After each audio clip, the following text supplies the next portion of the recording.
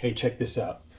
So here we have tonal options with 7 notes. Okay, so I'm defining tonality as having 7 notes. Okay, here's what you can do with 1 note, with 2 notes, 3 notes, 4 notes, 5 notes, 6 notes, and 7 notes. If you want 1 note, it's basically a bass line or a melody, an unaccompanied melody. It's just you can do the 1, the 2, the 3, the 4, the 5, the 6, or the 7.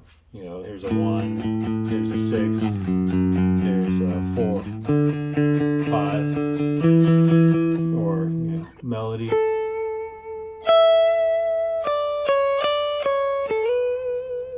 Okay. Now 2 notes. Now the more notes you add, the more color you're going to have. You're more of the sound you're going to reveal in one fell swoop. So you don't just have to deal with context historically. It's more like you get more color instantly. So you can do something like this. Here's 2 notes. You can do the 1 and the 6, 1 and the 4, 1 and the 3. Like any sort of combination that you want, or you could have a drone, I guess.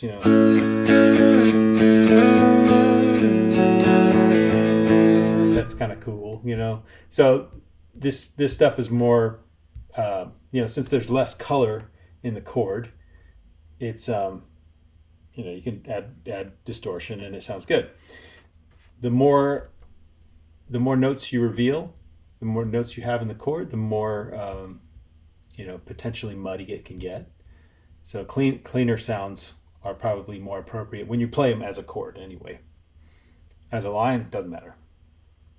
So now the 3-note chords, here's where things get interesting, and I've labeled them a certain way. Hopefully it's not confusing. I'll try to explain it. You may be already familiar with these gray shaded ones.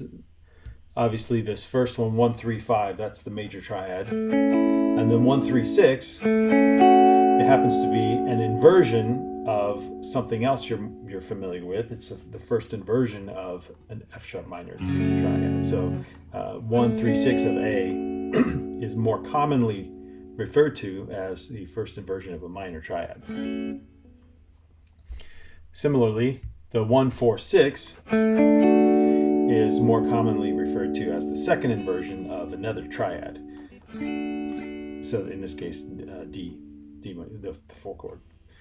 So we have 1, 3, 5, 1, 3, 6, 1, 4, 6.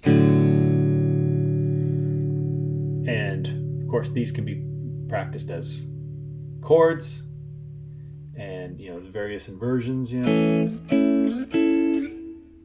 here's 1, 3, 5, 1, 3, 5, 1, 3, 5, and then various inversions. And then here's 1, 3, 6 and various inversions. And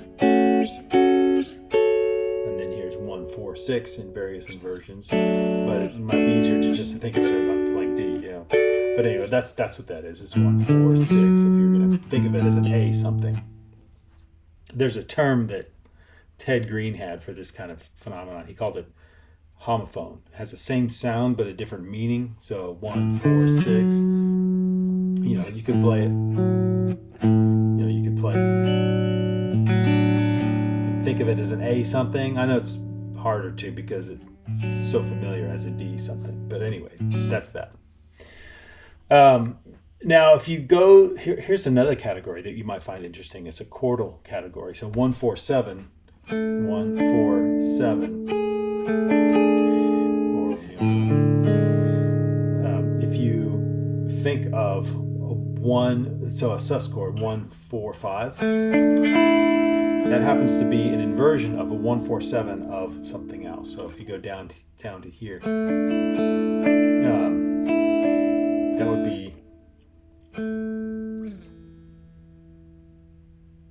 that's the first inversion of an E, like a chordal starting from E mixolydian or E, 1, 4, flat 7. So I'm going 1, 4, flat 7 of E. The first inversion happens to be 1, 4, 5 of A. So you can kind of relate the chordal and the sus4 and the sus2.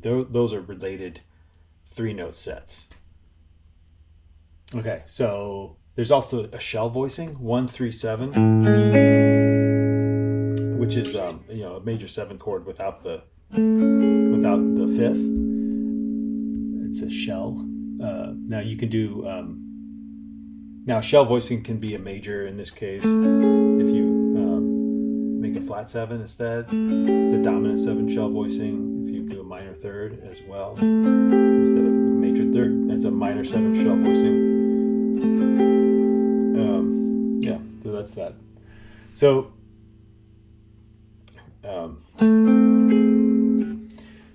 anyway, shell voicing is 1-3-7, and you can relate these 1-5-6 and 1-2-4 as relatives of the shell voicing, and you can have a 7th with no third, which is 1-5-7, goes like this.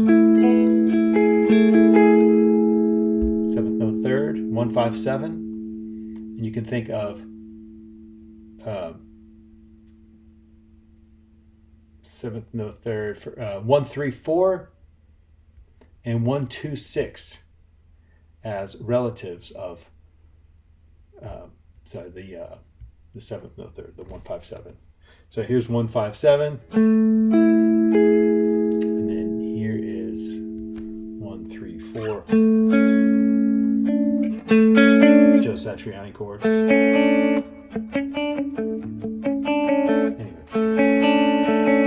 and then you can think of the 1-2-6 like this as relative to that 7th no third. And then there's cluster. That's the last one.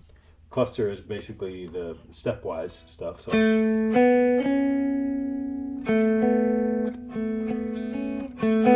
1-2-3 with an A in the bass. It's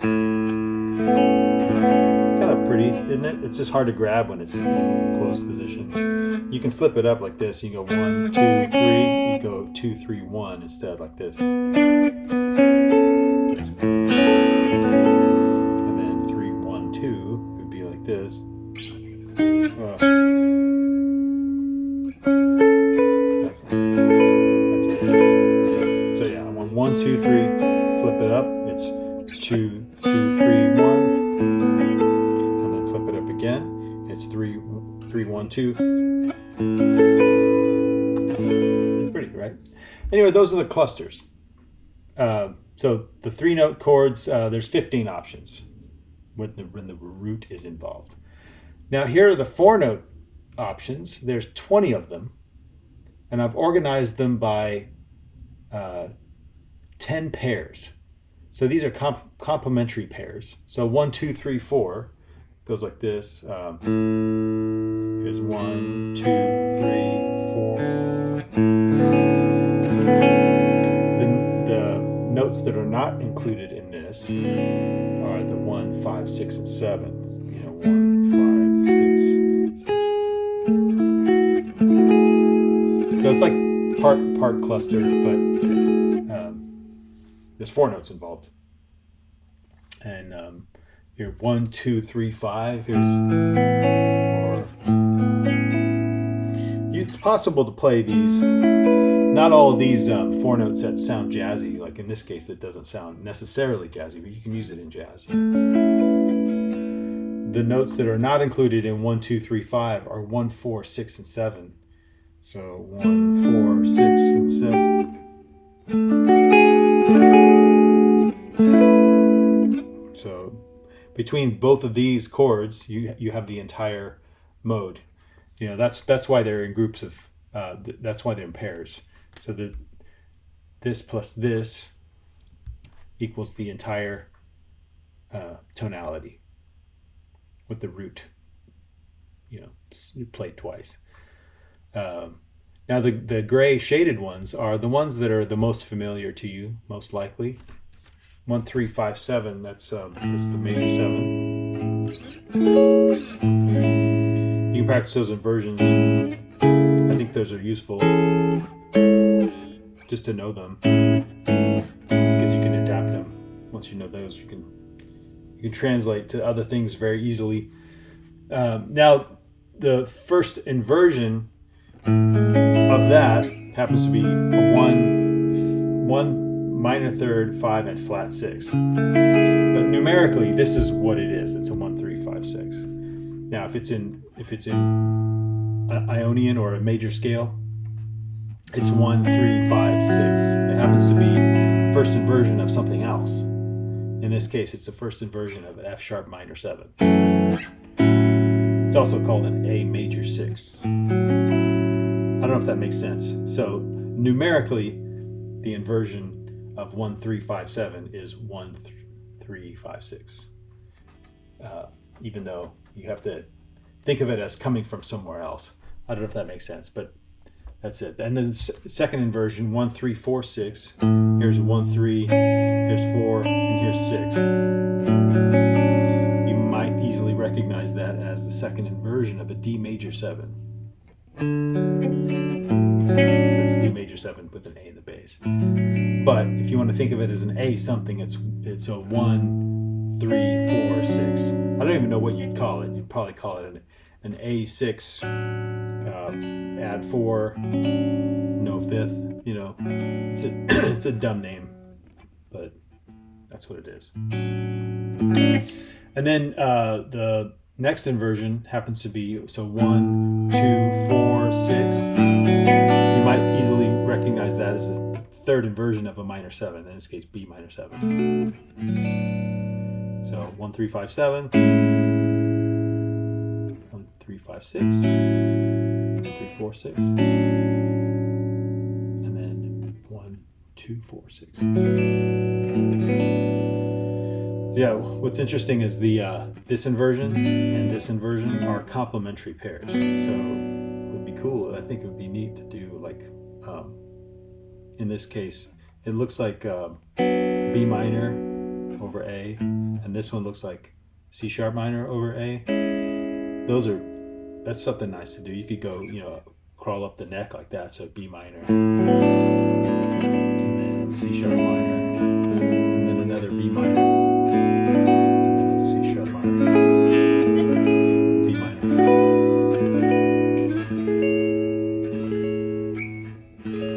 Kind of sounds like the end of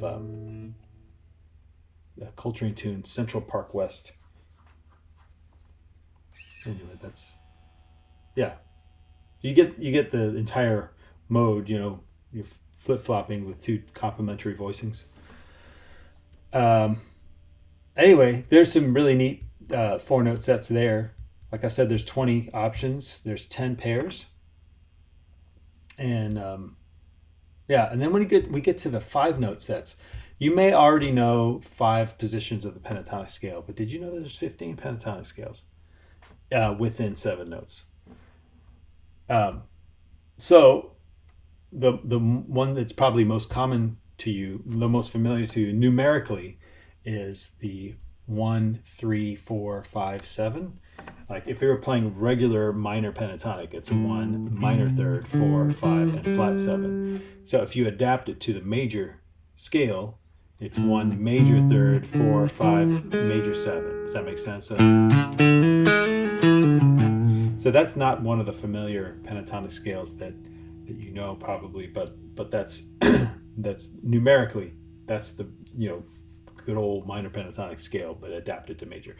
And then the one that does exist just in its natural form in a major key is this 1, 2, 3, 5, 6. It goes like this. That's a major pentatonic.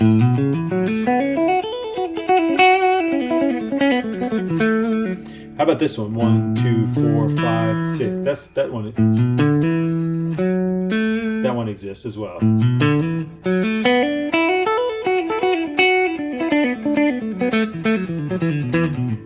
That's the what would be the one right below the minor pentatonic. I don't know. Some people call the minor pentatonic shape 1. Some people call the major pentatonic shape 1. Whatever is the least confusing to you. Anyway, the one that looks like that Tetris piece.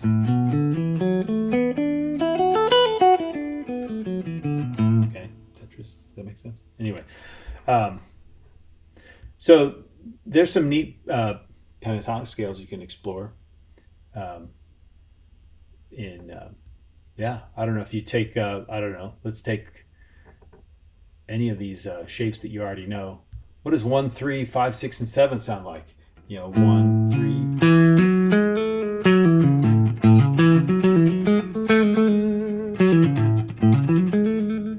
Yeah, I think pentatonic scales just lay pretty well on the hand for guitar players.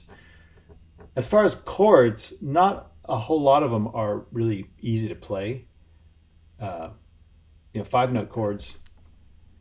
Yeah, since we only have 4 fingers, you know, 5-note chords are going to be tough. But like you could do, say, I don't know, this one, 1, 2, 3, 5, and 7. You know, that's this one. A major 9 chord. Yeah. You do. Or how about this one? A 1, a 2, a 3, a 6, and a 7. 1, 2, 3, 6, 7. Is that even in here? The reason why I've organized them like that, they're not in like an order that you may easily recognize, but I've related them to this back here. So the 1, 2, 3 is a complement of 1, 4, 5, 6, 7. As in the notes that are included here are not included here, except for the root, obviously. So this one, 1, 2, 3, 6, and 7. That would be 1, 2, 3, 6, and 7 down here. Hey, that's interesting. So 1, 2, 3, 6, and 7 are complementary to the sus4 chord. What would that sound like? So if I did this one, that'd be a cool tune, I guess.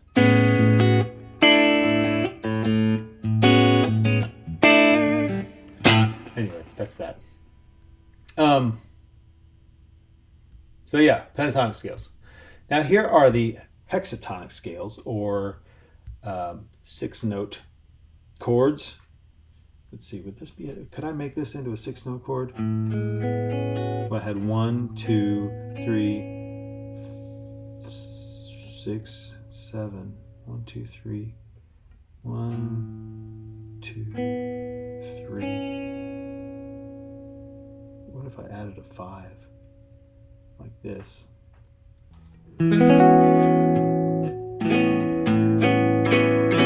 That's when I have to be a piano player. Another way to think of 6-note sets is triad pairs. So it's going to be, obviously, there's one note missing, right, from a major scale. You don't have to think of these as missing anything, though. They do have a kind of life all its own. But that's that. So the 1, 2, the 2 is missing from this one.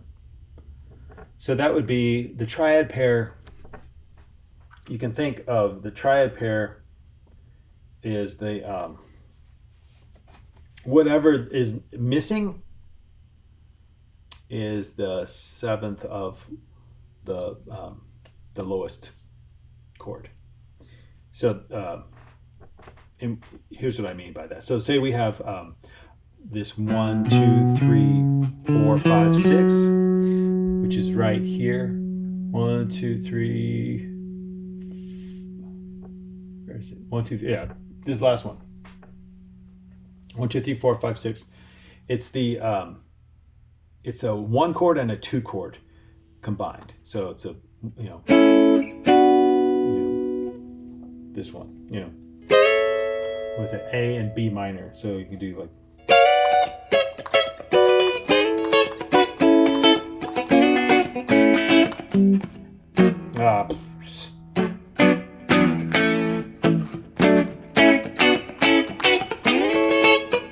It's a very gospel-y kind of thing to do.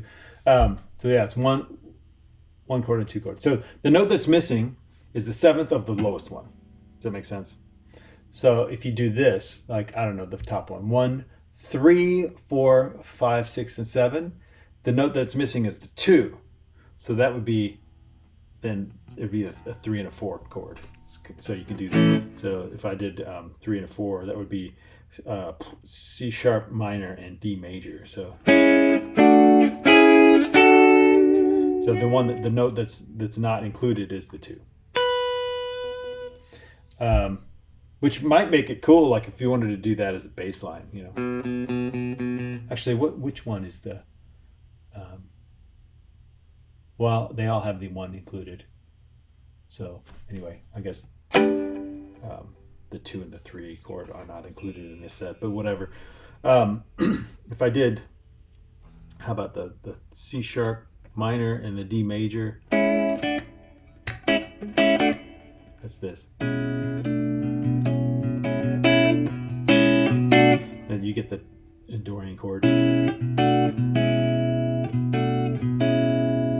about that? That would be, check it out. So that would be like the complementary set of this and this. Huh. Anyway, moving on. This shaded one, the one that is missing the third, it's the 4 and the 5 chord. That's a very common triad pair to play. So if I do 4 and 5,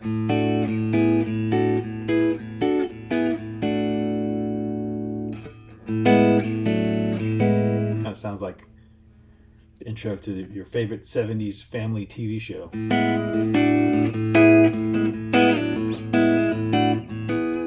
Even 80s. All right. And then the 1, 2, 3, 4, 5, 6, that's the 1 and the 2.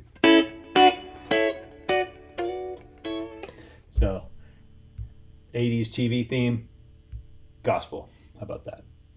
And then 7-note scale, whatever chord. If you play the entire chord, you could do that if you want to, but not on a 6-string. So there you go.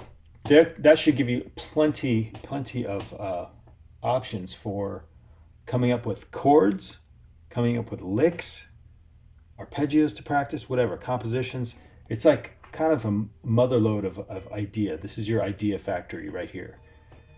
Now you can do it in any mode you want. Now what you do if you want to adapt it for a new mode, you have to make sure you're thinking numerically. You want to think, like say you change it to Aeolian, right? Aeolian. The note structure, the interval structure is going to be 1, 2, minor third, 4, 5, flat 6, and flat 7. So what you do is you find all the,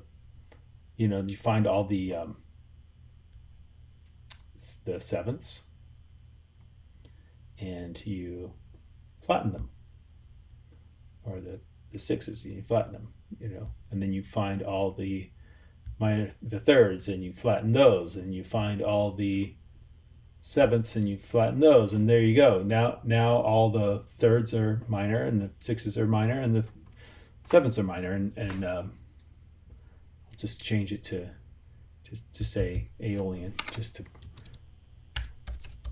avoid confusion. And anyway, that's kind of formatting got a little messed up, but anyway, that's it. That's all the formula for Aeolian. So you can come up with some Aeolian stuff. Here's one that I think is interesting. 1, 4, 5, and flat 7. The complement of that one is 1, 2. It's a really pretty chord, actually. 1, 2, minor third, and flat 6.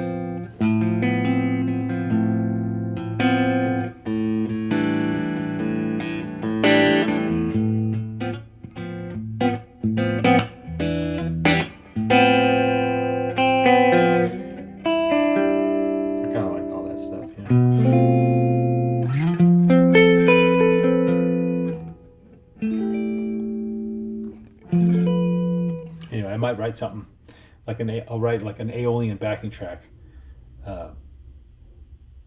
with this idea, with this stuff.